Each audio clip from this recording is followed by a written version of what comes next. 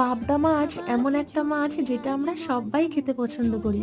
তো আজকে বানাচ্ছি পাবদা মাছের ঝাল। তাহলে চলো পুরো রেসিপিটা তোমাদের সাথে শেয়ার করা যাক। প্রথমে কাঁচা মাছগুলোকে একটু নুন, একটু হলুদ গুঁড়ো আর একটু সরিষার তেল দিয়ে ম্যারিনেট করে কিছুক্ষণ রেখে ভালোভাবে তেলের মধ্যে ভেজে নিয়েছি। এবার কড়াইতে একটু সর্ষের তেল আর কালো জিরে ফোড়ন দিয়ে তার মধ্যে পরিমাণ মতো পেঁয়াজ কুচি দিয়েছি, সাথে আদা রসুন বাটা আর একটু কাঁচা লঙ্কা বাটা, তারপর পরিমাণ মতো নুন, হলুদ গুঁড়ো, চিনি আর দিয়েছি টমেটো পেস্ট। এবার ভালোভাবে সবকিছু একসাথে নাড়াচাড়া করে নিয়ে দিয়ে দিচ্ছি পরিমাণ মতো টক দই। আর এই যে বাটা মশলাটা দিচ্ছি এটা হচ্ছে পোস্ত বাটা।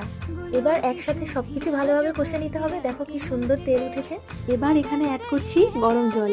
একটু ফুটে উঠলেই মাছগুলোকে দিয়ে 10 মিনিটের মতো মিডিয়াম ফ্লেমে রেখে দিলেই আমাদের দারুণ স্বাদের পাবদা মাছের ঝাল কিন্তু একদম রেডি।